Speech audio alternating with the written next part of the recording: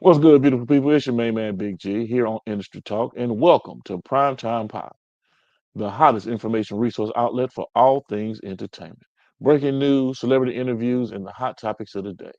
Make sure to like, subscribe, and follow us on all social media platforms. Our Facebook, Instagram, TikTok, Snapchat, you name it, we're on it. Just Google us. Boss Talk Podcast 101 Primetime.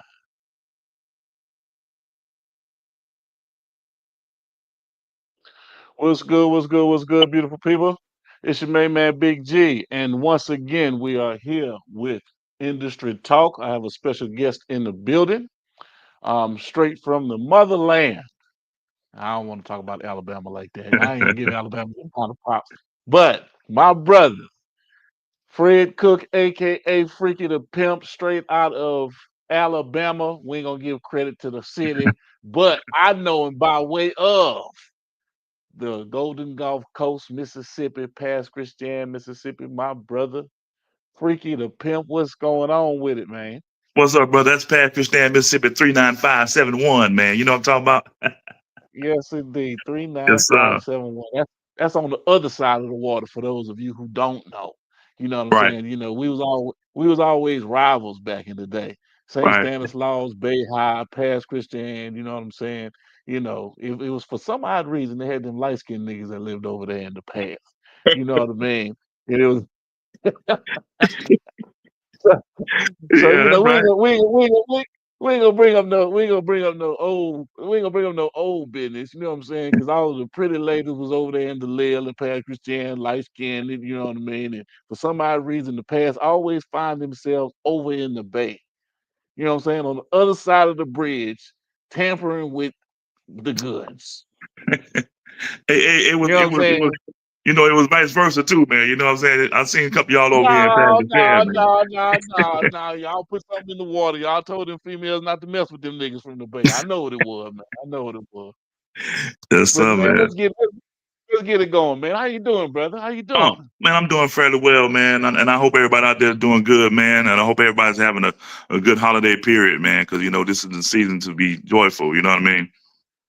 Right. Okay. Well, let's get Yeah. into it, man. Because I have the pleasure of speaking with, you know, celebrities, famous folks, on given occasions about different things, and you fall into that ilk and into that category.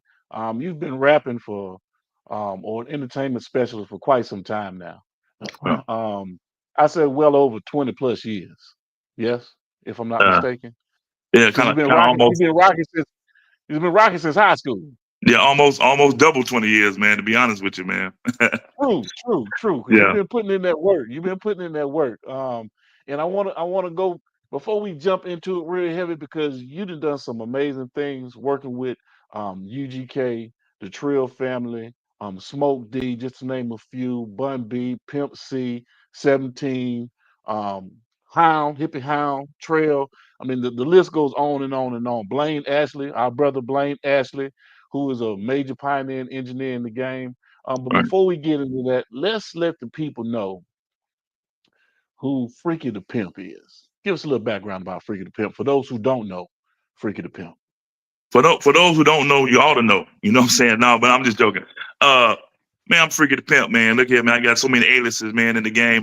They call me Freaky Lee Farnsworth. Uh, just playing those super freak, the pimp to save Pittsburgh, the shit talking poet, and you motherfucking know it. Uh, it's just so many things, man. Look here, man. I've been doing music for a long time, man, and I started doing music, and I mean music as performing at an early age. I'm talking about the late '70s because I would do um, the Rapper Delight song, and my mom and dad would make my brother and I perform that for the family members. So I was performing in '78, '79. You dig what I'm saying? But Right, right. hey man, I've been in the game for a long time. I started recording rap music in 1984. So that's why I say it's been almost this year make my 40th year recording rap. You dig what I'm saying? 30th year. 40th year, 40th, I'm sorry, 40th year recording rap. And when I say back in 1984 recording rap, I mean we're doing off of dual cassette tapes. We wasn't in the Yeah. studio per se. We was just doing what we heard pretty much. replicate what we heard on Run DMC do, or Houdini or Africa Bambaataa and stuff like that, and we just would get one of their songs and press record, and say what we wanted to say. You know what I'm saying? So I've been in the game for a minute, man. To me, it's all about the love of music, you know. So I've been loving music as an early child, you know, from the early '70s when I was born, man, and always hearing music in the household, as far as, you know, the Michael Jacksons, the Stevie Wonders, you know, that type of music, the Teddy Pendergrasses and all that stuff, man, formed my love for music. So, you know, pretty much, like I said, Okay. man, I just the average music lover, been in the game for a minute, man. Hope you like what I do, and if you don't like what I do, it's not a problem. You know, I just always wanted to get heard. You know, never was a grab for fame or a grab for money. I always been doing it as a hobby. You know what I'm saying? Man, I don't know what you're talking about. Mr. Moneyfolder did over 100,000 views in less than a month. What you talking about? Right. Well, you know, and it was surprising to me too. But hey, man, I I don't know. I mean, and it You kind of shot gave through me the roof. energy. And like I said, Right. I put a post on Facebook the other day, man, about being motivated by other rappers. You know what I mean? And that video alone kind of motivated me to get back and do some more stuff. You know what I mean? Because I'm gonna give you a backside story of that video. And if you haven't seen the video, it's streaming on YouTube. The song is streaming on all digital platforms. But my son was diagnosed with MS. Was in the hospital at the time I'm shooting this video, and I had people from out of town, part of the Trill family, come in. Some boys from Alabama, some boys from Houston, Texas, come in to shoot the video, and I had planned to shoot it. So you can imagine, as a father, I'm going through it like, should I do it? Should I go to the hospital? Should I do this? Should I do that? And, you know, everybody just kept telling me, man, do what you got to do, play what you got to play. Everything going to be all right.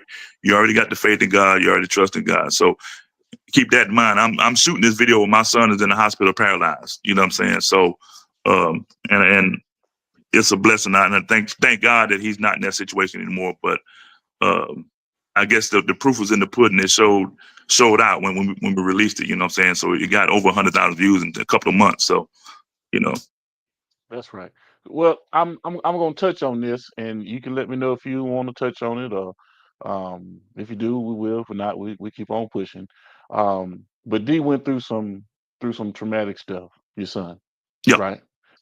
Almost almost similar. Sorry about that. Almost similar to what you had gone through.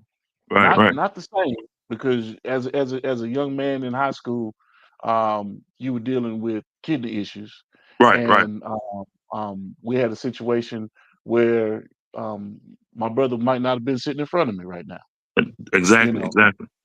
so you've experienced it. So you Hmm. walking through that at a young age. How was that helping your son go through what he went through at the young age that he's gone through it? Well, let me give everybody a backstory that people that don't know me. I'm a 3-time kidney transplant patient, man, and That's right. That's right. uh, praise God. You know, uh, what I went through and what he went through was very, very different. But all I can tell him is what I went through, and told him that this is his cross to bear, and Right. he had to remain strong. When I was going through it, man, I was at an early age. You know, I was on dialysis. I was sickly, and all I wanted to do was get out and play basketball, hang out with my friends, to show everybody that I wasn't sick. You know what I'm saying? To show everybody that, no, Right. I'm still the same Fred. You know, it's still the same Cookie D, as you will, or Freaky the Pimp, whatever you want to call me. I'm That's still right. him. I'm still hanging out. I'm still shooting basketball, and Mhm. that gave me solace. You know, You still that play the you still show play football too. You still play football and football too. everything. You had a So, terrible like I towel said, out there, you know. Yeah, yeah, yeah. even though, you know, I can dispute one of those wins y'all had against us, but I'm not. I don't want to hear all that. I don't want to hear that. But again, that gave me solace, man, and it gave me strength, and it gave me faith.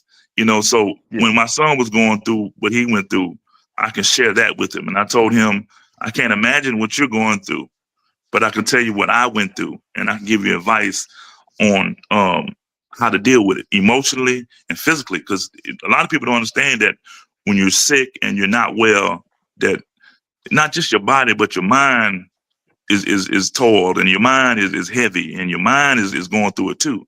You know what I'm saying? So mentally and physically. You had to adjust.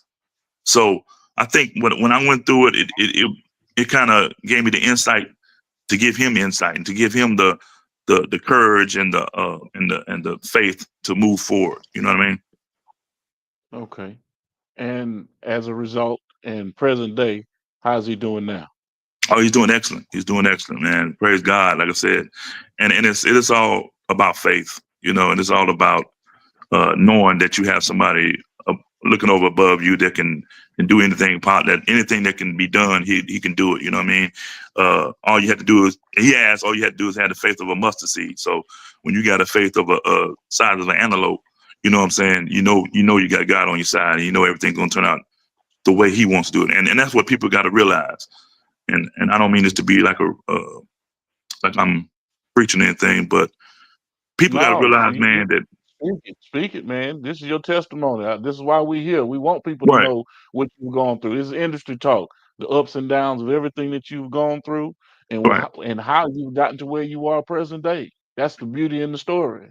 exactly. But people have to realize that you can pray for anything and you can ask for anything, but God's will be done. So whatever God's will be done. So you have to accept God's will.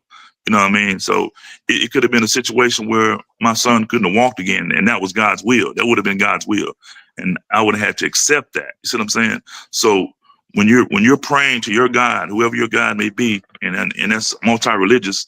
I believe in deity, the belief in one God.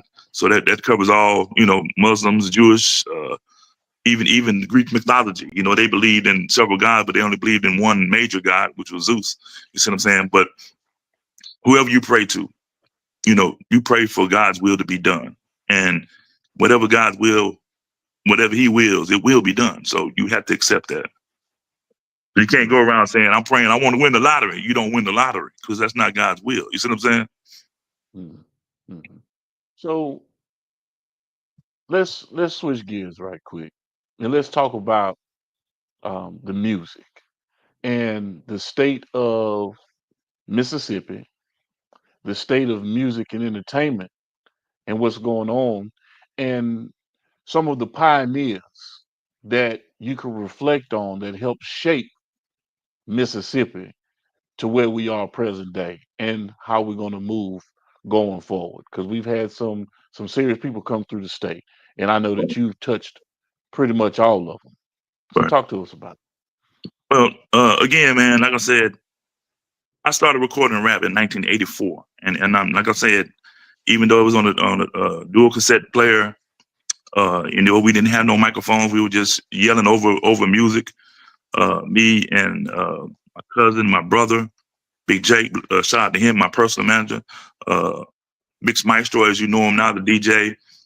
We were in a room just recording rap, and the only people that we knew in Mississippi that was doing anything was because some guys in Jackson, and I don't even remember their name, but I knew we've heard some stuff that was coming out of Jackson, which led to being groups like Wildlife Society, Reese and Bigelow. These guys came along a little bit later, but it was a group in Jackson that we saw that was rapping, and we wanted to do the same thing.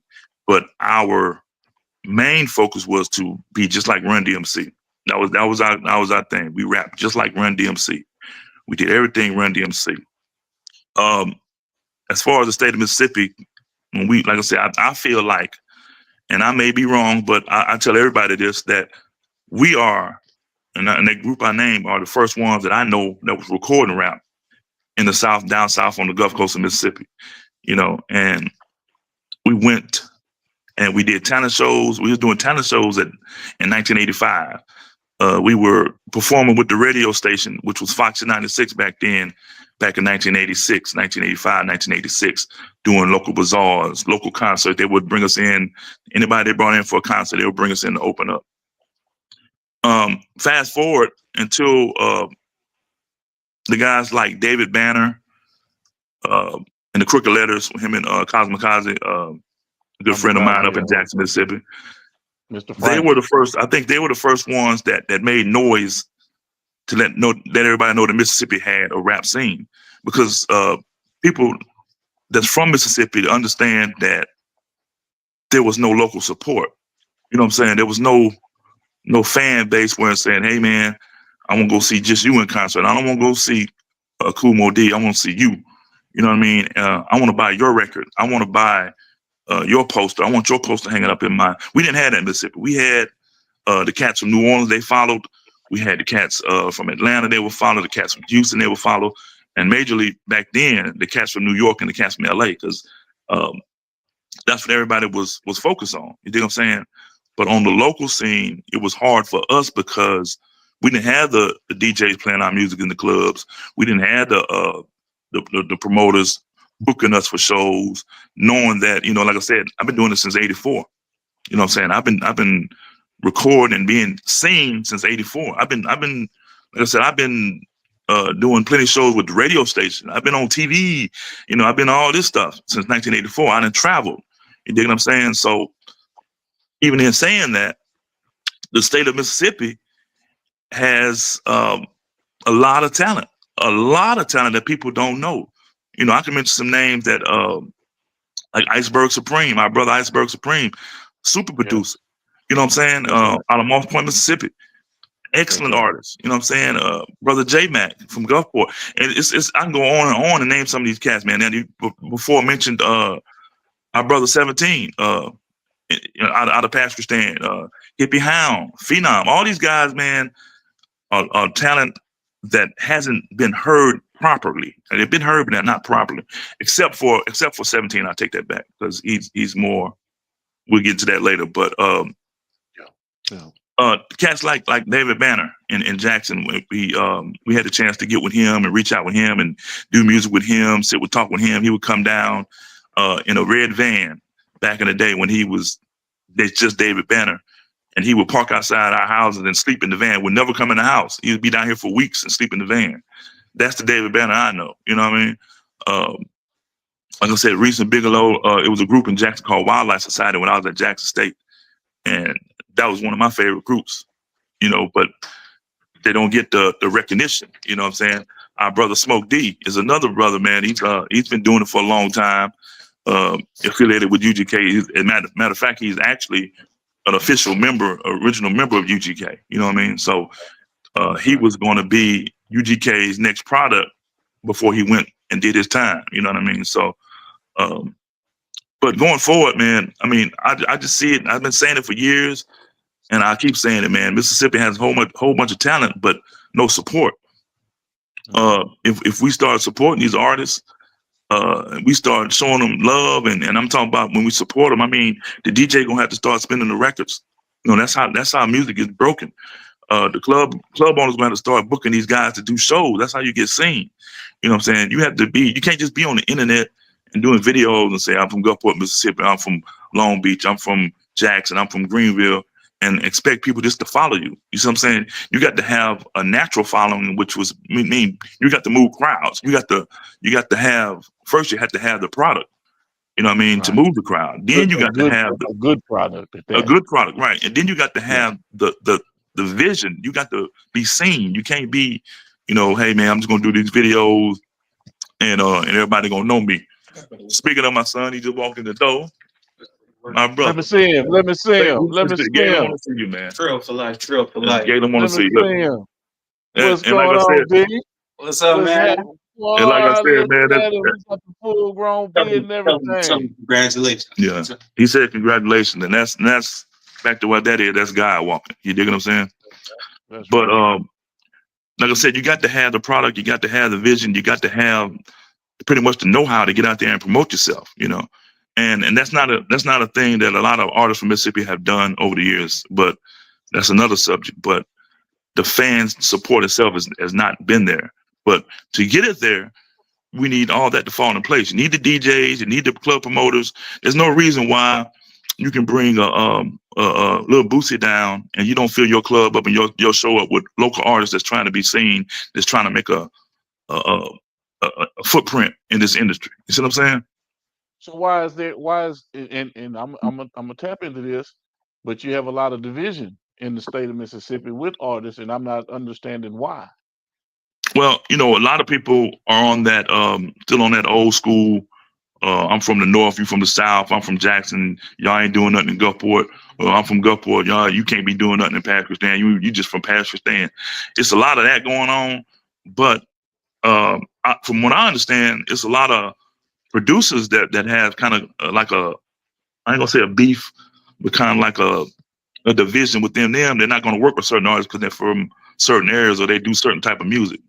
Me, on the other hand, I always thought that regardless of who's producing, I can go to a white guy studio and do the same thing I'm gonna do.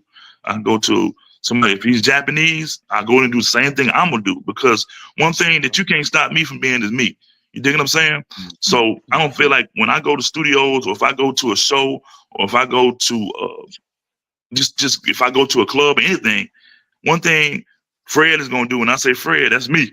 OG Freaky the Pimp is the persona, but Fred, you can't stop me from being me. So a lot of people are kind of like, from what I understand, is that if I go here, I had to do this, or if I go to let's mention some name, and it's not out of context. I mean, it's out of context. Not just, I'm not talking about the dude, but Heartbeats is my brother. If I go to Heartbeat Studio, I got to act a certain kind of way, whether as I go to Blaine Ashley's studio at Big Talk Studio. That's not the case. You see what I'm saying? And those guys, I'm not saying they feel that way. I'm just using their names. But from what I understand, there are a lot of producers that do that. I can't work with him because he worked with such and such. It's kind of like a lot of jealousy going on. You dig? Okay. Well, let's talk about some present day stuff. And I just want to get your opinion on this, because allegedly, and with what we deal with, and how we move just as men, we don't get down with the pedophilia type shit, but there's some allegations that are out there, um, surrounding the Hova, the Jay-Z guy, Right. um, and it's all kind of stemming from things that have kind of trickled down from, Puffy Combs, Diddy, and the whole nine. So, what do you make of all this stuff, man? And people that have been in power places within the industry, um, and how it's had an effect? 'Cause that's what I really want to know. What I mean, because I don't know if it's true. I don't know if it is or if it isn't true.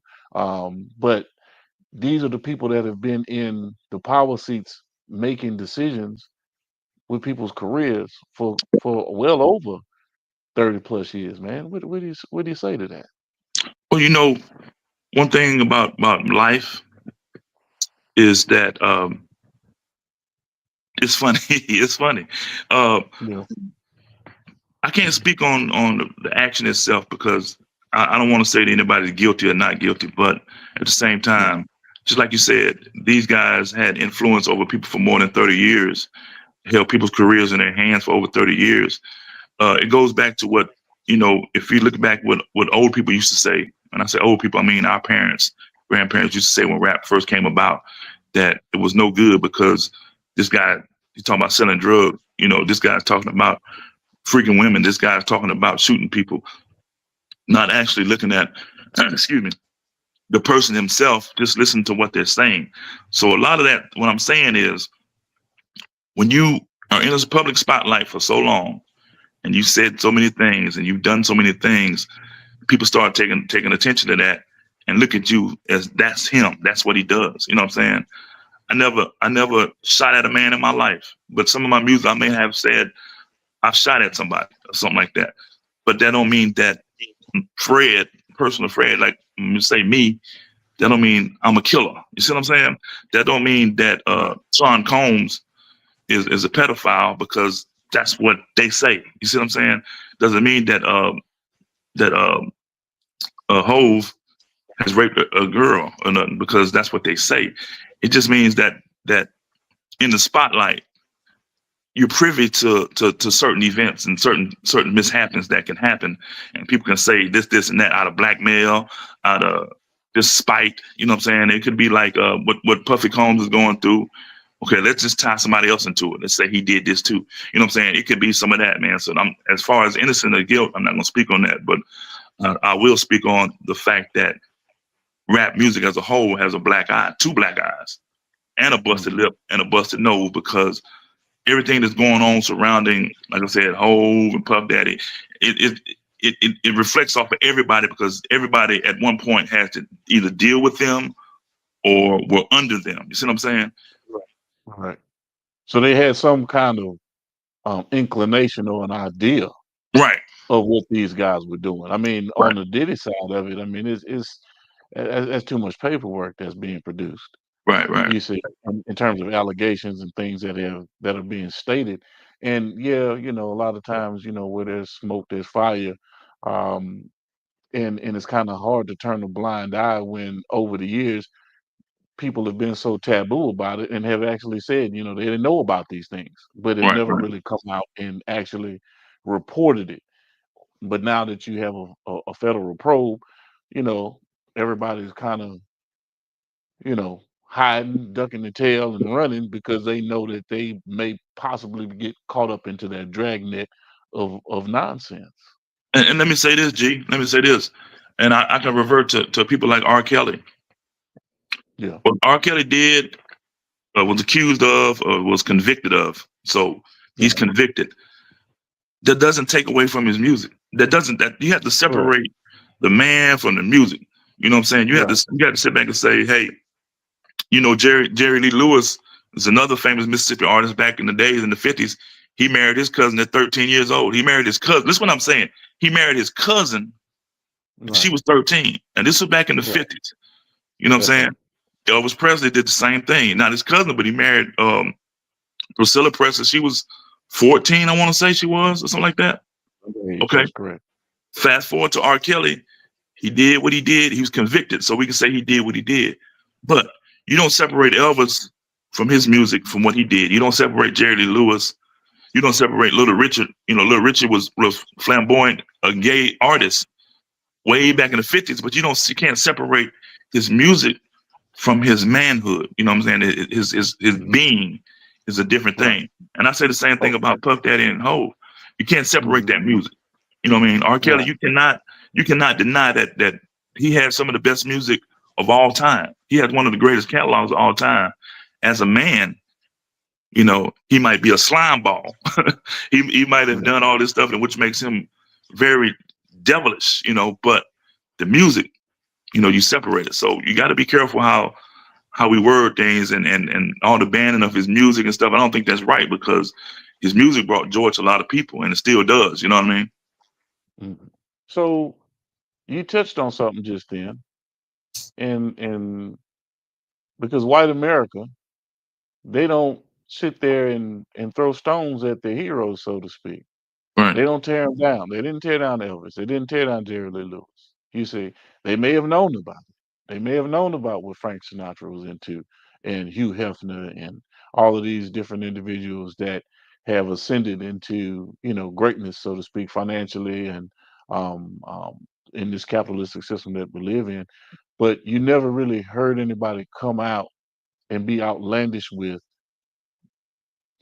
their personal lives. But in Black America, Black folks in our culture, we hanging you up, upside down on the cross by your toes, right, right, and we putting it out for the world to see, and we want to know every bit of everything that you've gone through so that we can sit there instead of just browbeat you, as opposed to trying to figure out, how do we accept the fact, like you say, that it's happened, that's that individual, but we separate the music. And anybody sitting there saying let's ban Elvis's music. right, right, right, His estate still makes money off of that music. right, right. But in R. Kelly's case, it'll be hard pressed to see him in rotation or any kind of royalties be gained because of what he's been convicted of and him sitting in prison right now, present day. Right. Well, let me say this, man, because a lot of people they think they know about the music industry. They really don't. You know, they think Yeah. there's a lot of people that think there's like 2,000 record companies out there. That's not the case. There's only It's not. three or four Major, major majors. record companies, right? That's right. And let's Sony, say Sony, Universal. Yeah. Universal, and what's the other one? I can't think. Everything else is a subsidiary, like Right, Atlantic and Atlantic, all of these. CBS, all that stuff is yeah. But That's right. let's say Sony. Now you see what they did to Michael Jackson. You see how they treated Michael Jackson when he, especially after he bought the catalog. The You know, catalog. as soon And as the he bought that Beatles. catalog, what did they do? They ridiculed the man. They told him a new asshole. I mean, they gave him every rape conviction. I mean, not conviction, but every rape allegation from every child in America. You know what I'm saying? And they kept feeding him all kind of, hey, these kids need help. These kids need help.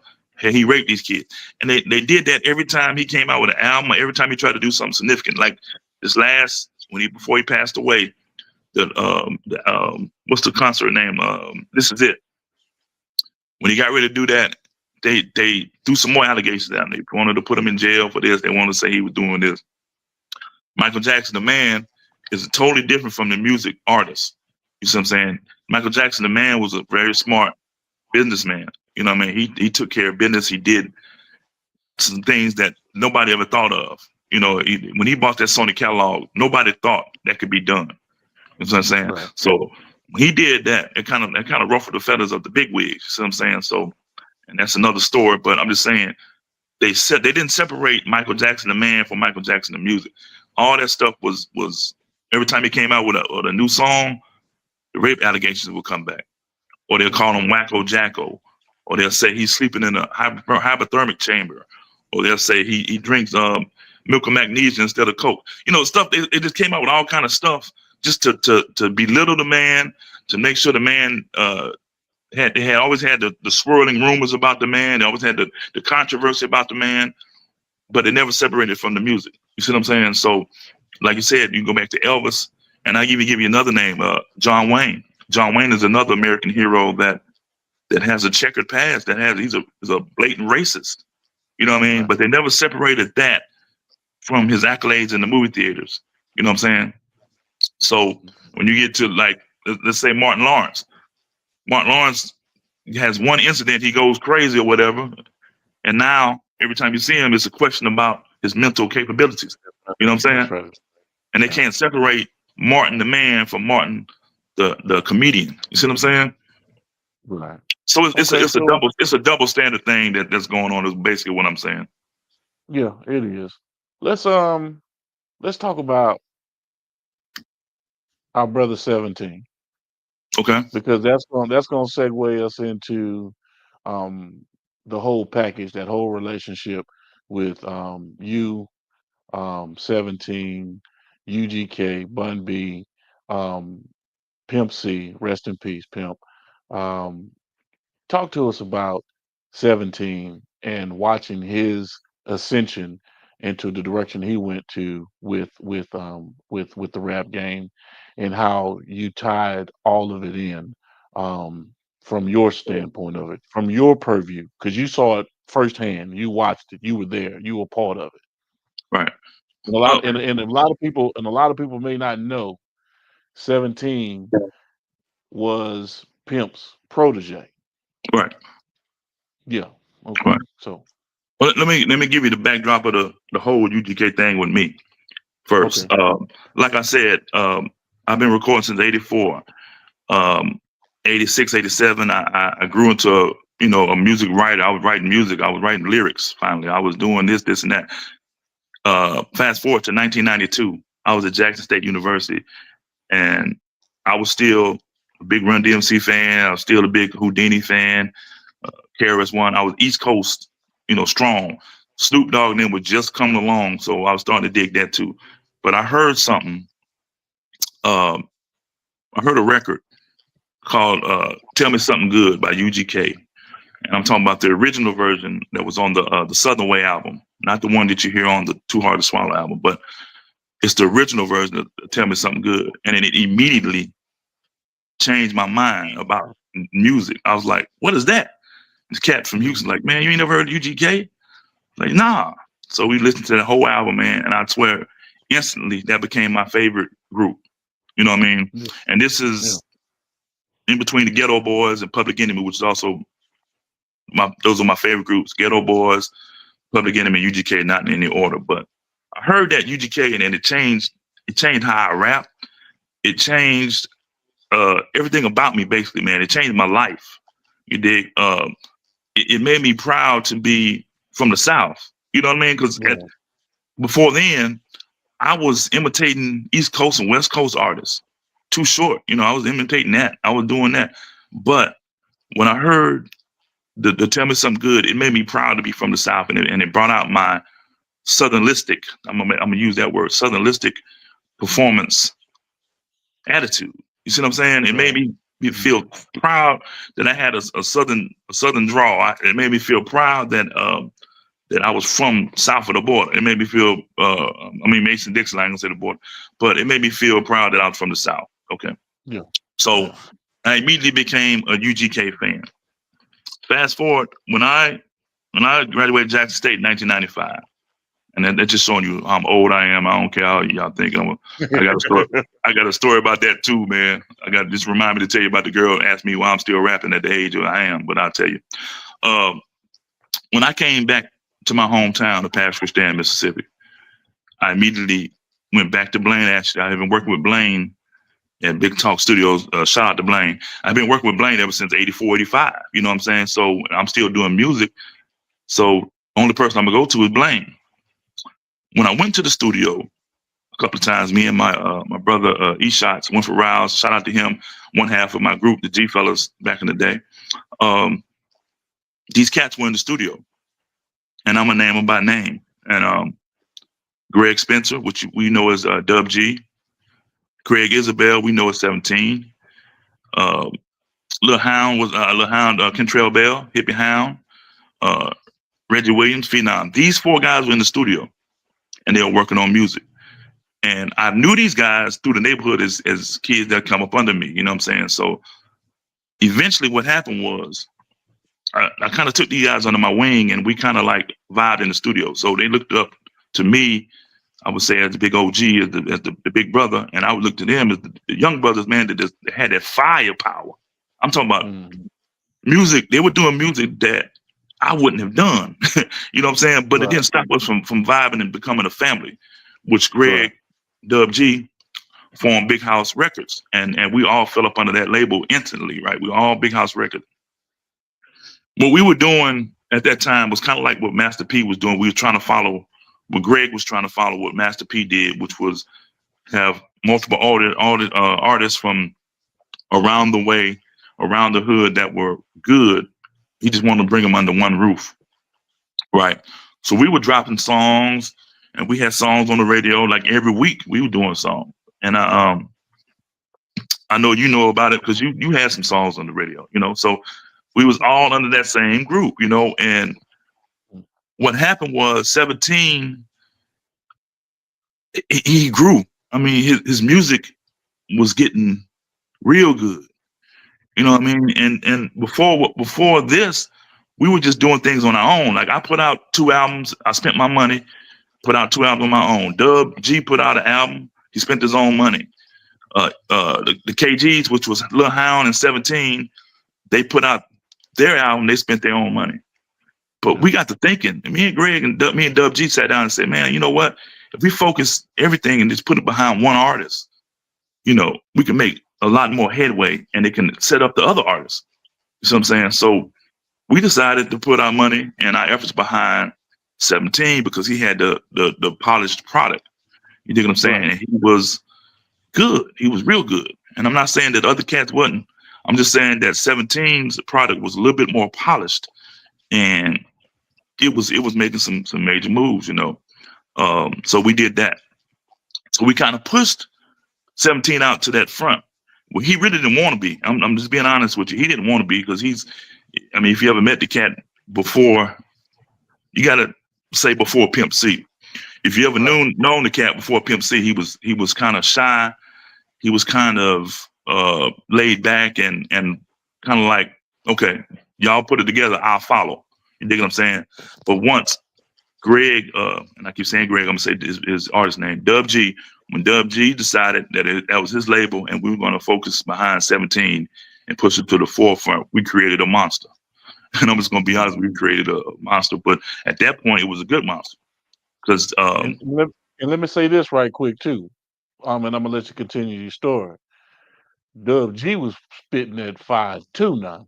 oh yeah, Okay. And let me Dub, say this, Dub was dope. and let me say this, and the same well with Hound, and the same well And with Phenom, Hound and and Phenom, yeah. and the same well is the Philosopher. But the thing was this, to show you that we had grown as men. And I would like to say I was putting out good music too. For Oh us yeah, to put without our stuff on question. the back, for our stuff to put our stuff on the back burner, to focus Yeah. on one thing and become men and say let's do this business move, let's make this cat and push him. And that show we had grown as men. You know what I'm saying? That show we had grown as a label. That show we had grown as artists because I don't know if I'd have been able to accept for them to say, okay, we're going to push you, Freaky. We're going to do that. I don't think I'll be able to accept that because in my mind, I know my music wasn't as polished at 17. And as a man, I can admit that. You know what I'm saying? And as an artist, I can admit that. So that shows growth there. You know what I'm saying? But like I said, when we did that, we created a monster because the music was good and all the accolades came along with it. The shows, we started doing more shows. We started doing this, we started making appearances, traveling, and all that stuff, man. And all that come from behind one business move. You know what I'm saying? We didn't open up for, man, you can name them. We didn't open up for UGK. We didn't open up for uh, Master P, Hot Boys, um, T.I. You know what I'm saying? We'd open up for major artists. You know what I'm saying? So when we did that business move, that kind of pushed me to the front. Now, and that was before Pimp C. And rest his soul, Pimp C was very, very influential in Southern rap. We like to call him the Tupac of Southern rap. You know what I mean? And his loss is still being felt from artists from all over the globe, not just the South. But we lost a good artist and we lost a good man when we lost Pimp C. But what eventually happened was 17 wanted to do a song with Pimp C and reached out to Pimp C. And I'm telling the story in third party, but I'm telling it the way it happened. And I'm telling you, you know, what went down. Pimp C told 17 how much it was going to cost. I'm not going to say any numbers.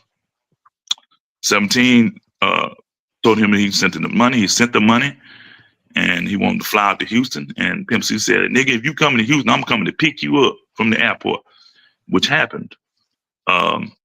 Per se, what happened, and like I said, they got in the studio and then Pimp C said, look here, man, I'm gonna make you my first round draft pick. He's starting UGK Records at this time. You see what I'm saying? So he saw enough in 17 that made him think that this is my artist. I'm making him my artist now. You see what I'm saying? So he did that. He gave 17 his money back and told him, man, don't worry, you with me now. Okay. So going back to when I say we created a monster once he got with Pimp C.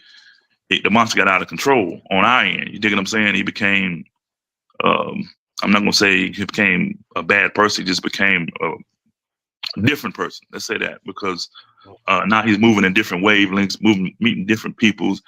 He introduced me to Pimp and Scarface, and eventually we did a song. Me and 17 did a song with Scarface, and off the blessings of Scarface meeting 17, and then me meeting Scarface through 17. You see what I'm saying? So Yeah. a lot of good came out of it, and some bad came out of it. But at the same time, you know, saying it all reverts back to that one business move that Dub G that he made. Ultimately, he had to make that decision, and we talked about it. But he put 17 in the front. You see what I'm saying? Yeah. So I mean, he got with Pimp C. He stayed with Pimp C for about a couple of months. Pimp C ended up passing away within, I think it was 6 or 7 months. He passed away. But and after that, I mean, Craig Isabel, the man that I know, that my brother that I had under my wing, he actually he the one that really changed. It wasn't 17 artists. It was the person himself. You see what I'm saying? Which made it difficult for us to continue a big brother, little brother relationship. We remain brothers. Let me say that to this day, man. I periodically talk to him. I have no love, I ain't gonna say I don't have no love lost, but I have I have a love in my heart for him always because he's always been my little brother. Just a little cat that I would take to the club when he didn't have no money, and I was spraying for him. Hey man, I'm getting you in the club. We're gonna drink. We're gonna have a good time because you with me. You know what I'm saying? That's the same kid that I saw in the studio that kind of blew everybody away. You know what I'm saying? He's still the same dude to me. You know, on that level. But things happen in on the music side that wasn't pronounced of the person Craig Isabel. Like I said, we got to separate the man from the music. In this instance, we got to separate the man from the action. You see what I'm saying? His actions were not brotherly love. Like, you see what I'm saying? That makes sense. That's right. Right. But they were still his actions, and that's not you're not the only person that I've spoken to in reference to that. Right. Um, our good brother, because I can't forget Chosen, Sir Chosen Knowledge. He was a part of that whole mix with Miss Vision Right. as well. He actually within that 2 month span was out in Houston filming the documentary, Right. Right. if I'm not mistaken. You know, he had parts in that, him and Mixed Breed. Yeah. Um, Agreed. you know, there are a lot of people that put their eggs in that basket, and whether it was ego, whether it was the collaboration, and it drove him to becoming who you say was just kind of off the rails from the person that we knew. Right. Right. You know,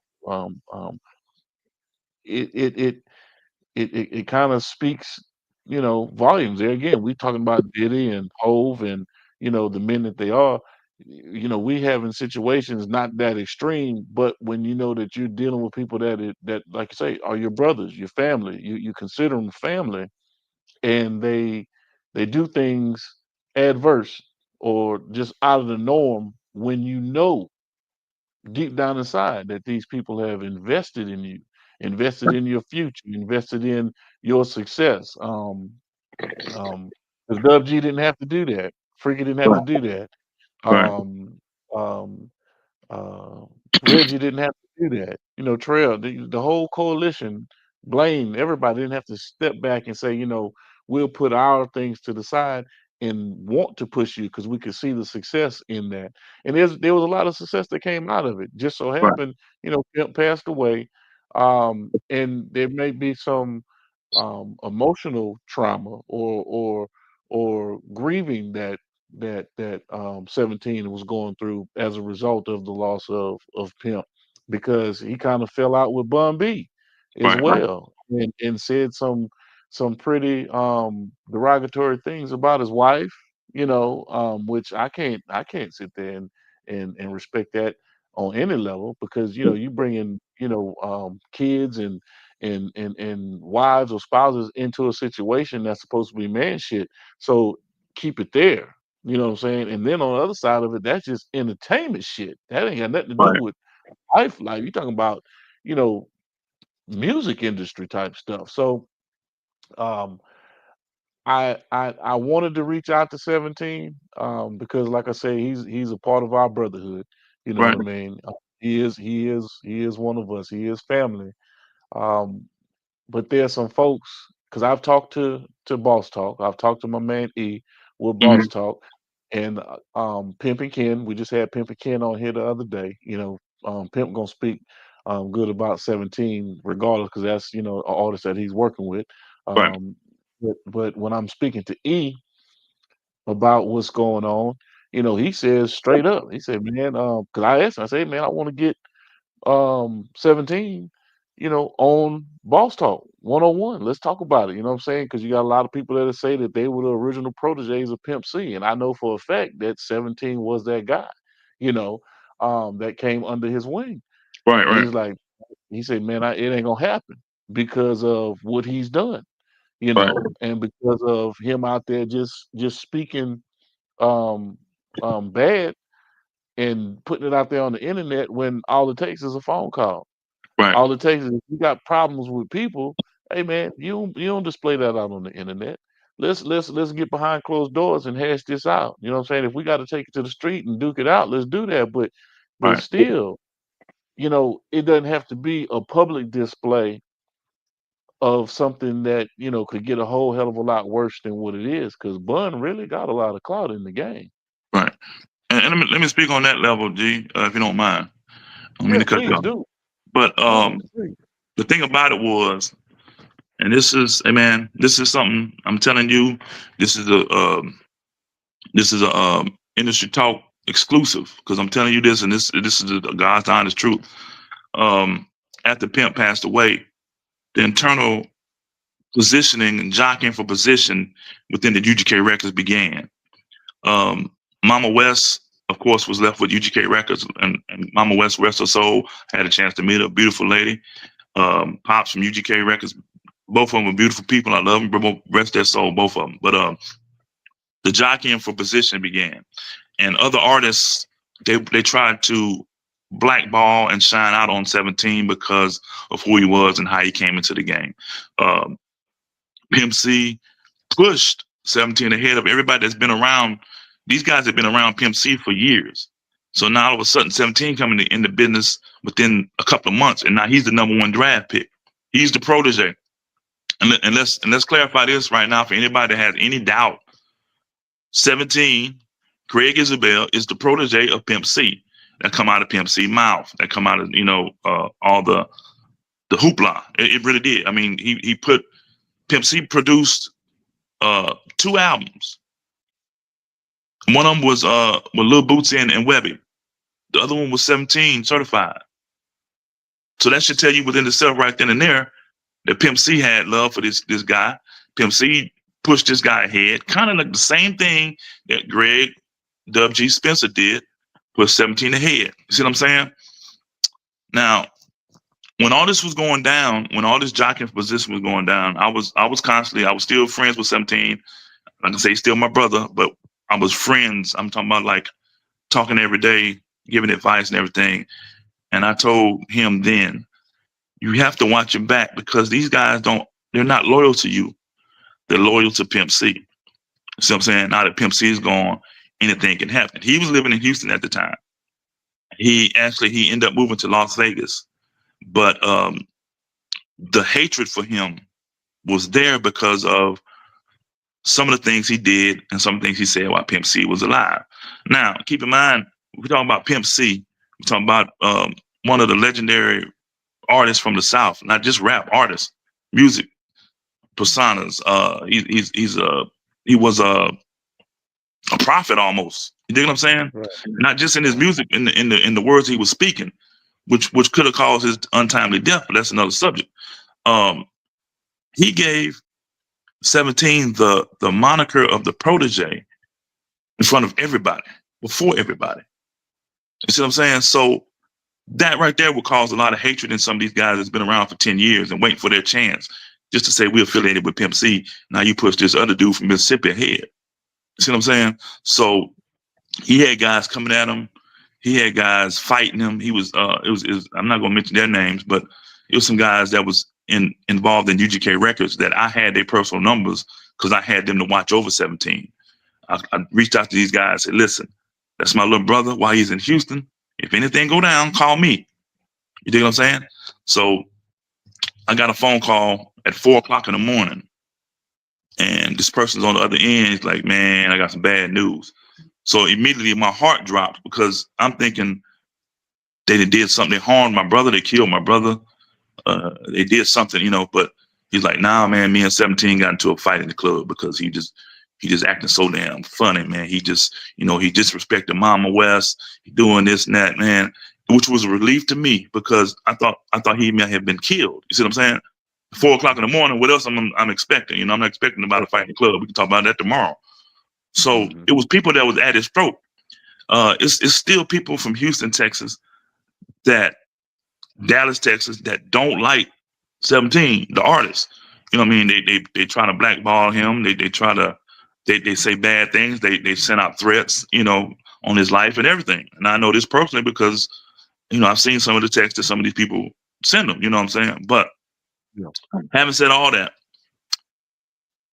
when he did what he did with Bun, and this is before I met Bun B. He was on the internet saying things that may have been true, but like I told 17, I said, that's not your story to tell. That's Pimp C and Bun B. That's UGK story. Let Bun tell his story. God rest Pimp C's soul, and don't get involved in that because it's going to backfire. What you're going to end up doing is alienating the UGK fan base to pick a side. Either you with Pimp C or you with Bun B. That shouldn't have never been the case, And when he was doing that, I was always in there and said, Greg, you shouldn't have did that. Don't do that, bro. Don't get involved in that. So until Bun started responding, that's when it really got out of hand. Because, come to find out that a lot of stuff that 17 was saying was not really true. It was just what he perceived to be true. So he was going off of what his belief is. Now, after I've met Bun and sat down and talked with Bun, the first thing he asked me, and again, shout out to Smoke D, because I met Bun B through Smoke D at a concert we did. And Bun, we sat down with Bun in his trailer and we talked. And he said, now, he asked me personally, so you 17 brother, homeboy, what's up? I said, that's my homeboy. And I said, I apologize for the things that had been said. He said, no, you don't have to apologize. He a grown ass man. He said, I just want to handle it as a man. And that's the last thing he said about 17. He didn't say nothing else about 17, And we've been appearing with Bun in different places and different venues and different shows and stuff. We did a concert in Gulfport, Mississippi, in 2022. It was just me and Bun. You know what I mean? So he never said anything else about 17. So I don't want nobody thinking that that we sit back and have long lasting conversations about 17. But the back to what I was saying was when he started that venue the avenue to trash Bun on the internet, I asked him to stop, and that was kind of like the beginning of our falling out, because he was doing things that, shouldn't have been done. And then one thing led to another. I found out some stuff about when we did the Scarface song. I found out he cheated me out of some money. I'll elaborate on that a little bit. I was living in Pittsburgh, Pennsylvania at the time. I talked to Scarface and 17. They were in Miami at a concert. We talked about doing the song. Found out how much the song was. I sent all the money to 17. He's my brother. He's the one that's Scarface is coming to Gulfport, Mississippi to do a concert. They're going to record after the concert, and they're going to send me the music, and I'm going to record my verse. We'll talk about the video later. That's what the plan was. But come to find out, and I'm not going to mention no name, that 17 supposedly cheated me out of like $1,900, and when I found that out, of course, I had to see what's going on. Why? But it was something else he was involved in, man, that he was just, I don't know if he had demons he was fighting, or if he was, I don't know personally, but I do know that the money that was supposedly stolen was actually, that was the truth. And that's how we begin our fall and our decline as friends, not as brothers, because even my blood brother, we've crossed paths before, but I love him to death. I give him I give him the backside of my brain if he needed. You know what I'm saying? That's my brother. Right. And 17. Shout out to Big Brother Jake. That's right. And 17 is like a little brother to me. It's nothing I wouldn't do for him. When his mama passed, I was the one there. I picked him up. I took him to the funeral home. We viewed the body, and his mama passed. And I'm saying, and again, man, I don't want to get too personal with what he went through, but I'm saying this because it's the truth, and I know he would tell you the same thing, and I can tell him the same thing in the face. And that's how I am as a man, and it's different avenues that I've traveled as a man that gave me that kind of persona. If it's the truth, and I can say it to your face, I'm gonna say it to your face. And if I can say it to your face, I'm gonna tell anybody else that won't listen about it, because it's the truth. We can argue about it if you want to, but it's the truth. I know it's the truth. Right. When his mama passed, and rest her soul, Mama Val was like a mother to all of us in that clique, because she was always cooking for us, and she was always supporting everything we did. She was 17's. I'm not gonna say personal manager, but she was his mom. Everything he did, his plane tickets, everything that he had to do, she made sure it happened. You know what I'm saying? So shout out to her, and I love her to death, man. I love her as equally as my mom. You know, that's how deep it was. You know, Mama Val was a great person, but when she passed away, 17 went through a grievance period, and what I told him was, "Hey, man, grieve how you want to grieve. Don't let nobody stop you from grieving. It may take you 20 years to grieve your mother. Grieve because you're supposed to. You see what I'm saying? You don't let nobody tell you, nah, man, you gotta do this next week. You got to, no, man, grieve. That's your mama. You see what I'm saying? Mm-hmm.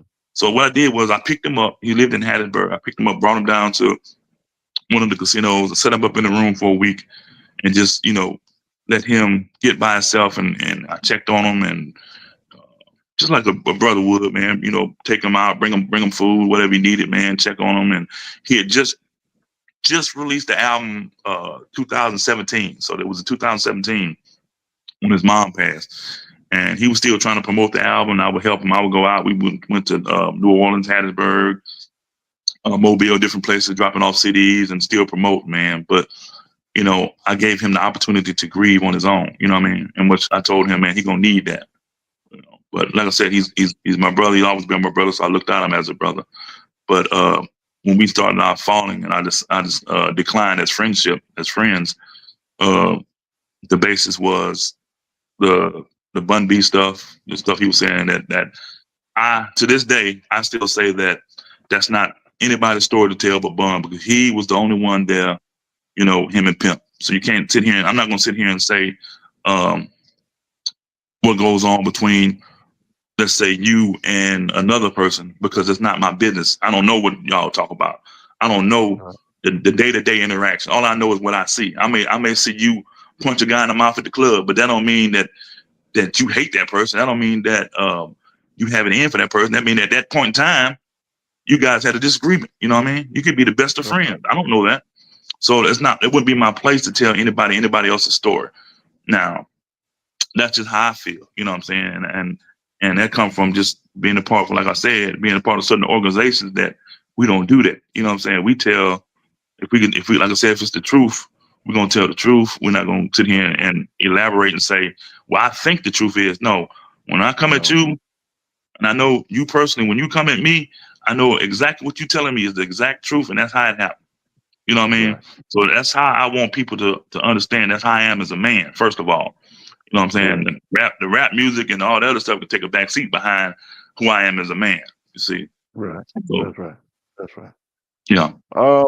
Well, let's a couple more things, and then I'm gonna let you go, because I know you got to get to it.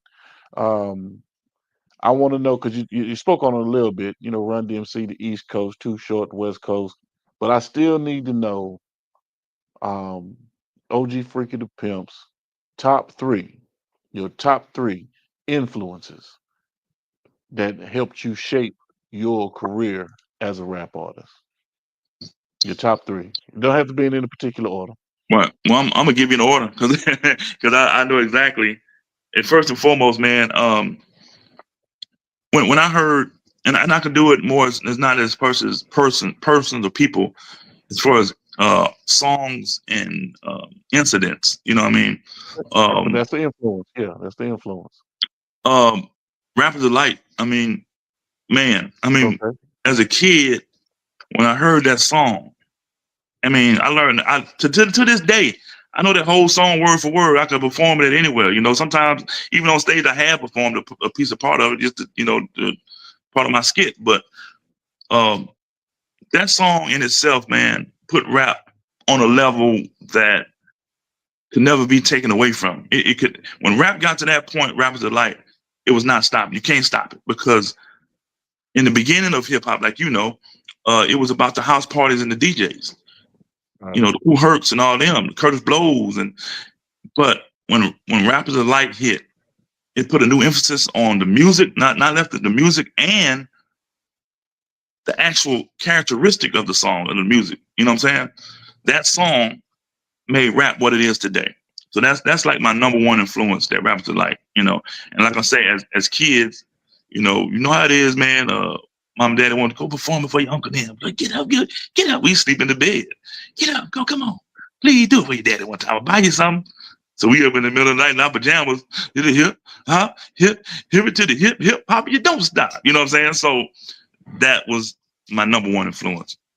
Then fast forward, Run DMC, it took it to another level, whereas the commercialized rap, you know what I mean? It made rap, it put rap in the mainstream. But even though Rap the Light was the song, it was the genre it was, it still was a level to go. And when Run DMC did what they did, it actually brought rap into the forefront. That's the instance that I believe, like 1985, 86, rap took over the music industry, because Run DMC was such a universal hit. The act itself was a universal hit. The rhymes, like I said, I mimicked them for years because I had always had me a 3-man crew. I always wanted to be Run. So when Run, Run part, I would rap Run's part. Everybody else rap DMC part or whatever. You can do what you want to, but I'm gonna be Run. You know what I'm saying? Right. And another thing is too, bro. And these groups I'm talking about, I always consider myself the other member of that group. Like Run DMC had 3 people. I thought I was the 4th member of Run DMC. You see what I'm saying? Because I just put myself into that place that, I kind of, my mind kind of vibed with what they were doing. So I was saying, I'm gonna do what they do, so especially Run DMC. I was always, Run DMC rapped in cadences. So, like Run, Jam Master J, because there were certain parts that Run was saying that's what I was gonna say. You know what I'm saying? Right. And then you just fill in, they back and forth in cadences. That was unique, so that's what we did until 1992, like I said. And which leads me to my third influence, which is UGK. And I have to say / the Ghetto Boys, because in 1991, the Ghetto Boys dropped their album. What was it? I'm about to say Not Too Hard to Swallow. That's UGK. The one with the mind playing tricks on me. Right. We Can't Be Stopped. That's what the name of the album was. We Can't Be Stopped. That dropped along with NWA, same year, like in 1989, 1990, 91. In these years, not UGK, the Ghetto Boys and NWA were like neck and neck as far as how the gangster rap, so quote unquote gangster rap. What I call it street gospel. When that music genre hit the scene, so the Ghetto Boys, Scarface were like gods to us. You know what I'm saying? So that's why I say when I say UGK / Ghetto Boys, because if you sit back and listen to my brother Brad Jordan say what he said and how he said it, you can put yourself in any situation he was talking about. You can be like, it's like you standing right there in the streets of Houston, listening to him talking about the guy in mind playing tricks on me. He had a black hat like I own, black suit and a cane like my own. You know what I'm saying?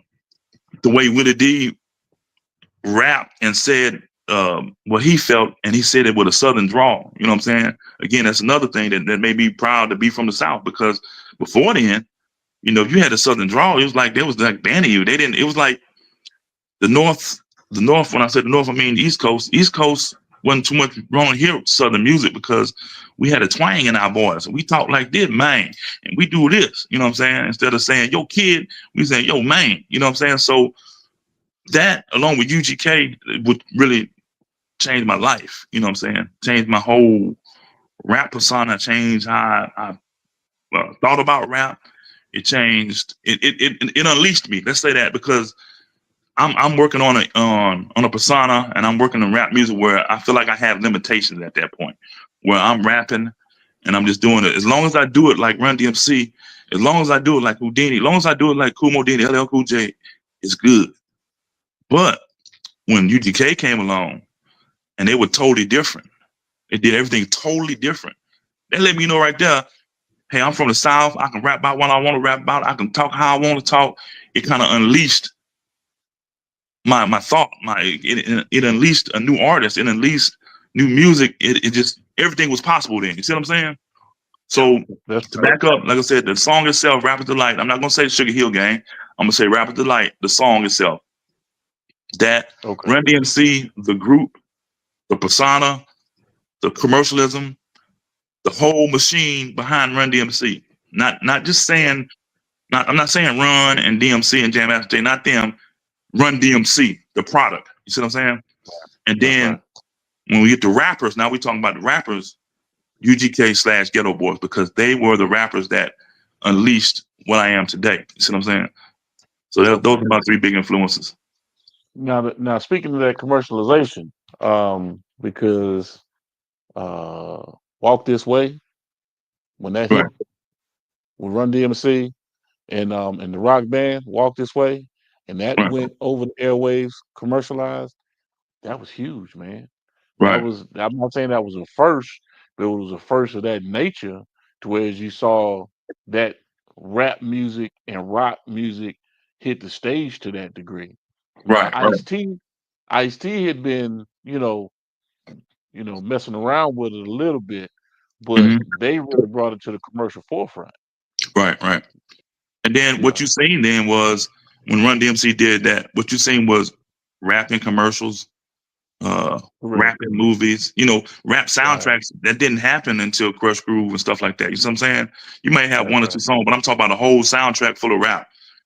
You seen rap in the grocery stores and in the department store. You work when you're shopping, you hear rap music. Right, right, It turned MTV to Rap Central. You know what I'm saying? Because of that commercialization and the persona that it took on at the Walk This Way was that song. And right. let me give you an example. My son was playing basketball, and we're living in Pennsylvania, rural Pennsylvania, Western Pennsylvania. It's pretty much predominantly 95 to 5% white versus black school. He played basketball, and every song at the game was a rap song. You know what I Mhm. mean? And all the cheerleaders were dancing to rap music. That's right. What I'm saying is, man, um, first of all, music is a universal language. Uh, it just lets you know. I mean, you can hear a song back in your childhood, and you can hear that song, and it'll take you right back to that childhood. Say, man, I remember when we were playing marbles, listening to Double Dutch Bus. Music is a universal language. So once people start hearing your language, so once people start hearing where you're coming from, instead of what they see, it changes the attitudes of people. You know what I'm saying? Yeah. Okay. I mean, I listen to country music. I mean, I listen to the girl Chapel Hawk girls out of Picayune. Shout out to them. Man, I, Okay. I bought that CD the other day. The Christmas song. They got some good music. I've Good been stuff. listening to country music. I listen to all kind of music. I listen to blues because I just want to hear what people got to say. So when you Mm. take us quote unquote gangster rappers or these bad guys so called, if you hear what we're talking about, hear what we're saying, you may get into a different perceptive about who I am as a person. You see what I'm saying? That's what made Scarface so great. That's what made Pimp so great. That's what made people like 8 Ball, MJG so great. Outkast. That's what made 3000 so great. Just listen to what he's saying. You know, Mhm. Okay. So let me ask you this, because we gon' I think we've been talking for about an hour now, man. Good conversation. and it's always Um, good conversation. that's right. That's right. I want to know what Freaky the Pimp has coming down the pipeline. You have some new music in the works. Um, tell us about it. And not only that, but also let the people know how to get in contact with you, how to reach out with you, or how to reach out to your social media, whether it be Face Space, Snap, Flip, whatever that stuff is. How they get in contact with you on all those different platforms. Let me show you my head first. My head is always clean, and the beard is always pristine. That's my moniker. I'm saying, Freaky the Pimp, Church Tabernacle. So each Sunday. But listen, I'm gonna tell you this. I'm gonna start by this. A young lady asked me she's not a young lady. And this is when I'm gonna tell you this. She's like, I'm not gonna say my age, but I'm up there. I've been rapping for 40 years, man. And put Uh-huh. like this, I started at the age of 11. So you put that, do the math. Okay. Well, So let me just say this. If we know each other and I'm 53, okay, I'm gonna just leave it there. I don't hey, got no problem letting nobody know how old I am. I'm happy that I done hey, made it this damn far. hey, I got a late birthday in the year, so my birthday late in the year, so I can still say. But anyway, going back to this, man, this lady said, she said, at your age, why you still rapping? You still out there rapping and doing this? You too old to be rapping. I Mm, said, you know why? I said, just like you get your big ass off, and when you hear Bootsy and you dancing in the club, that's why. You know what I'm saying? that's Because right. music That's has right. no age to it. You know what I mean? Correct. Correct. Just like little bop bop can make you dance right now. and Freaky the Pimp still got words up here. He still got ideas. He still can put on wax or whatever you want to say. We used to say wax. We still can release music. Having said that, I have a couple of releases coming out the first part of the quarter, the new year. One of them is actually a gospel song, but it's a street gospel song. So it's not like it's not like it's gonna make you catch the Holy Ghost, but it's gonna make you think about what I said. And it's called Nobody Knows. Because nobody knows the trouble that you go through. Nobody knows the trouble that I'm going through. All we know is that what we see is what we see. And just what you see may not be what it is. You dig what I'm saying? So that's pretty much what the song is saying. That should be, I wanted to release it towards the end of this year, but things happen. So first quarter next year is going to release, and the video is going to come after that. I have another song called I'm Sorry, and it's old school Freaky the Pimp. I'm talking about stuff. I'm talking about women, and I'm talking bad about them. I'm not going to sit here and say that I'm an angel, but I'm talking bad about women, but I'm talking bad about the bad women. You dig what I'm saying? I'm not talking about all women ain't queens, and all women ain't hoes. You dig what I'm saying? So I'm talking about the ones on the latter end of what I said. So that song will be coming out the first quarter of the year. Also, I'm in a group called DSP, and it means the Down South Players. Shout out to my boy Hendall from Birmingham, Alabama, Bo Mack from Mobile, Alabama, and Big Tim, from Mobile, Alabama. We have a group called DSP, and we're working on our album. We have some songs that's available now. We have a song called Shake It For Me. It's streaming on all digital platforms. If you get a chance, go check it out. When I say the DSP guys, we're that group that's part of the branch off the UGK family. That's the group that's part of the, that goes to the Buns concerts and affiliated with Bun B, affiliated with Smoke D and that side. See what I'm saying? So we're working on our album that should be released sometime next year. And hey man, I'm gonna keep moving, and until I get through doing what I'm gonna do, until I get through saying what I'm gonna say, I'm gonna keep moving. I'm gonna keep shaking. I'm gonna keep breaking. I'm gonna keep breaking. I'm gonna break over the coals and break over these holes. But I'm gonna keep doing what I do until I get tired of saying what I'm gonna say.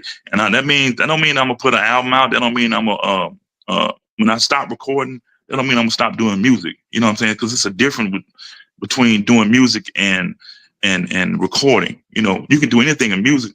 I can get somebody's child and motivate them and take them under my wing and show them how to get in the studio and to make music and how to write raps and how to do that. Or I can go and write raps for people and say, here, write this. I wrote this for you. Recite that. So music it's not going to stop for me because I love music. You know what I'm saying? It's always, for me, been about the love of music. It never been about no recognition. You know what I'm saying? It's never been about getting any awards. It's never been about getting fame. It's never been about getting fortune. Because that's the case, I'd have been out of it a long time ago. Because like I said, down here in Mississippi, people don't support. You see what I'm saying? And I know I talk to people from Oklahoma City. I talk to people from California. Their neighborhood don't support them. I talk to people from Houston, and I mean, I got people, and I look at my streams on my digital platform. Most of my streams come from Houston, Dallas, El Paso, and I got some in Florida and a lot of it in Atlanta. You know what I mean? But the top three is like Houston, Dallas, and El Paso. So that lets you know that that's the type of music I do, the Texas music. And again, shout out to my homeboy DJ Red at the Screwed Up Click down there, man. The Screw Shop. If you go to Houston, go to the Screw Shop. Tell them I sent you, man. They some good people down there, and that's another avenue in music, the DJ Screw type music, the Screwed Up music, that you ought to give it a chance to listen to it, man.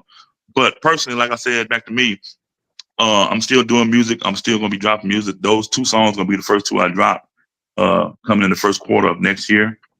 The videos are coming too. I did that Scarface video, and the funny thing about the Scarface song, it's never been released. The video has been released, but the music itself has not been released. You know what I'm saying? 17 put it on his 2017 album, but it hadn't been released from me because it's my music. You know what I'm saying? It's my song featuring 17 and Scarface, and I never released it. But this year I'm gonna release that music just so people can hear what the story behind it. I'm always tell the story behind it, but so people can hear what the song turned out to be. You know what I'm saying? It was a pretty good song, you know, if you ask me. But like I said, it's a blessing to even be affiliated with the likes of Scarface, the likes of Bun B, the likes of Pimp C, rest his soul. You know what I'm saying? Those type of people, man. I mean, I've been there and I've done it, man. I tell everybody that know me, that don't know me, man, hey, man, I opened up for UGK. I opened up for 8-Ball MJG in Tallahassee, Florida. It was me, Went for Rounds, which is East Shots, 8-Ball, and MJG. There was just us four on the stage in Tallahassee, Florida. Ain't nobody ever heard of us before. That comes through networking. You know what I'm saying? And that's the next message I want to get out to some of these younger cats and some of these people that old heads that think they know it all. You still have to network. You still have to get out and let everybody know who you are, what you're about, and what you want to do and what you will do. You see what I'm saying? Because if I sit back over here with all this music I got over 100 songs and I have recorded or about to record over 100 in my phone. If I sit back here with my 100 songs, ain't nobody gonna know who Freaky the Pimp is. You see what I'm saying? If I don't get out and say, hey man, hey DJ, play this song, how they gonna just go on the internet and say, I'm gonna look for somebody new. Okay, here he is. No, you have to network these people. So it's like a cycle. You have to network, and then the people you network with has to reciprocate the fact that you did network with them, and then okay, the DJ's got to play your song. If you can reach out to him, play the song. You never know what happened. I have a club song called Hater Block with me and Lil Hound. Not one DJ played it, and I reached out to several DJs. Not one DJ played it. I got a clean version, sent to the radio station, never played. That's fine, because I'm always like this. If you don't like my music, you ain't got to choose it. But at the same time, if I'm strong enough, and I think the strongest song strong enough to go and do what it do, I'm not gonna send it to you if I think it's a weak song. I'm not gonna send it to the DJs and say, hey man, just play it just because it's me, because I don't work like that. One of my best friends in life is Mix Maestro, like I said, the DJ. And he worked at multiple radio stations. He still does. He does a lot of mixes, a lot of shows, and he never one time, and you can ask yourself how I came to him and said, play this because it's me. I tell you to play this because I think it's good. And then every time I send him something, he would play it. And that's just how our relationship was. And that's been like my brother for years. You know what I'm saying? We started this stuff together. You know what I'm saying? But back to who I am and what I'm doing. Like I said, new songs are coming out. You can reach me. I'm willing to do features. And you know, when people say feature, they get scared about, oh, how much you gonna charge? Hey man, reach out to me. Just talk to me. I did features for free. I did features just for the hell of it, because I had the music in my heart and I had the idea in my head. When I hear your song, I'm like, yeah, man, I'm gonna do this. Don't worry, I ain't charging that. We're gonna do it. You know what I'm saying? So reach out to me. OG Freaky the Pimp on YouTube. You can Google me, OG Freaky the Pimp. Facebook is just Fred Cook, but I do have Freaky the Pimp a page. But contact me through Fred Cook on Facebook. YouTube is Freaky the Pimp, and TikTok is Freaky the Pimp. So any avenue you got to reach out to me, man. Reach out to me. If you're looking for somebody who want to do a feature, if you're looking for advice, if you're looking for somebody that's been there and say, hey man, I did it, I do this, I do that, and looking for advice on how to get started, or a little layware, some of the people I know I can turn you on to, just reach out to me, man. Just reach out to me, and I'm more than happy to say, hey man, I'm gonna do this with you because I like you, or just because you reached out to me, I'm gonna throw you this bone. You see what I'm saying? So you never know. A closed mouth never get fed. So always open your mouth and be ready to be fed if you come and deal with me. You know what I'm saying? And I have to shout out Down South Royalty. Is this the hoodie I got on? This is the clothing line of DSP, and I'm trying to get the camera right. Down South Royalty LLC. You can hold on. There it is. Down South Royalty. This is a Down South player. You can't have one of these because only certain people can have one. But this is the hat. Down South Royalty. You look it up, Google it. Down South Royalty. You get all your merchandise there. If you want it. If you don't, you know, the motto is Down South Royalty. Are you worth it? And it has clothing line for Down South Kings, Down South Queens, and he's doing Down South Children in a minute. Down South Kids, I should say, not children. But it's all a part of reflecting the Southern rap culture into kings and queens and kings and little kings and princesses and princesses. You know what I'm saying? So it's about being royal, about being chic. You know what I'm saying? So Good stuff, man. You get a chance to check it out. Um, I definitely will. I definitely will. And let's close it out on this note, man, because you said something about giving words of advice for those that need it. Um, if you had a piece of advice to give to your 18-year-old self, what would it be? It wouldn't be always stay true to yourself, because at the end of the day, man. And like I said, and I'm not bragging. I don't like to brag. I like to tell you where I've been, and if that makes me coming off as bragging, then you should probably try and get what I'm getting and where I've been. But I've been around some of the heavyweights in music. I've been around a lot of people, and I've met a lot of celebrities. I've met a lot of so-called stars, and I've been around them and conversated with them. And what I noticed about most of them was they stayed true to themselves. And I hope that the people that know me and the people that love me, and if I have any fans out there, they can always say, hey, man, one thing about Freaky, he stayed true to himself. You ain't never seen Freaky do this. You ain't never heard him say, heard about him doing that. And you know that when you see my name and you know Fred Cook, which is who I am, you know that I'm 100 as a man. And I said and did what I said I was going to do, and never strayed away from being who I am. So my advice to 18-year-old me, who was hot-headed, ambitious, ready to take on the world, graduating high school, I was just all over the place. You see what I'm saying? But the one thing that kept me there was staying true to myself. So I would get that same advice and watch it back, because they got them people out there that's gonna stab you in the back. I got some 9 holes in my back, man. I like a Ginsu puppet out here, man. But Right. but you survive, and once Right. you survive, and just like in life, and I tell my son this, I tell some of the younger guys at work that I work with this: age don't make you a man. What makes you a man is going through the struggle and surviving and living to tell a story about it, and how you deal with that going forward. That's what makes you a man. So we got a lot of people that's 40 to plus that's not a man just because of age. They're still children because they don't respond well. You dig what I'm saying? So I do. that's what makes you a man. You have to respond to your downfalls. You have to bounce back.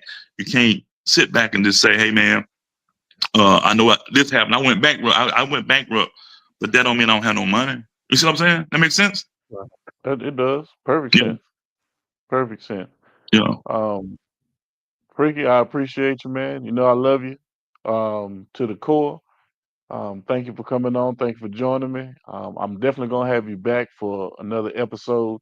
Um, let's look towards um, first quarter after you drop Nobody, and after you um, come with some other projects that you're working on. And if you have any concerts, look, man, keep me in the loop, so we can sit there and report on it and let folks know what's going on with it. But we should look forward to having a great year in 2025 with everything that you have coming down the pipeline, man. There again, like I say, I appreciate you for coming on in and doing this industry talk with me, man, and look forward to seeing you again and hearing some great music in the future. Um, and as always, to my beautiful people out there, it's about health, wealth, and wellness. Thank you, Amen. Freaky. Yes, sir. Hey, can I say one more thing before I go, brother? And I should have Yeah, said yeah, this. go ahead. I should have Go said this ahead. in my closing argument. Hey, man, I appreciate you, man. I appreciate you, man. I appreciate Freeway Ricky, man, for everything he does in his community and our community. He's a legend. Yeah, You are yes, too, for doing what you do, man. And for the state of Mississippi, and I know for a fact, and I know you personally, how you represent Mississippi elsewhere. And we need people like you, and we adore people like you to do that, man. And it ain't about you know no awards or accolades like that, man. It's about love. I love you to death, that's right. brother. What you do, can't nobody do it. And I appreciate you, and I ask you to continue to do that, man. And anybody that's in Mississippi that's ready to work and want to work, I'm here. Let's do it. Let's connect. Let's network. Let's help this brother Galen out, brother G, this big G. Let's help him out with this industry talk. Let's put this in the front and foremost because this is Mississippi's avenue right here. You dig what I'm saying? So let's push that. And I'm going to continue to support you wherever, brother. So you know that, man. Like I said, I know. I love you, man. I love the people out there. If I don't have any fans, I hope I get some after this one. Y'all come check me out, man. Like I said, Google me, Jack, because you're going to find out, man, I'm pretty good. And I ain't bragging. I'm just telling the truth, man. Ain't nothing wrong with that. You better than pretty good, man. You know you a staple in the game. You one of the pillars in the state of Mississippi when it comes to this rap game, man. Stop I it. appreciate that, bro. I appreciate it. All right, my brother. I'll talk with you later. All right. Much love, bro. Much love. Much love. You've been locked into another great episode of Primetime Pod. Major salute to our guest, and remember, ain't no time like prime time. This your main man, Big G, with Industry Talk, and remember to like, share, and subscribe to our network, Primetime Pod. And as always, beautiful people, it's about health, wealth, and wellness.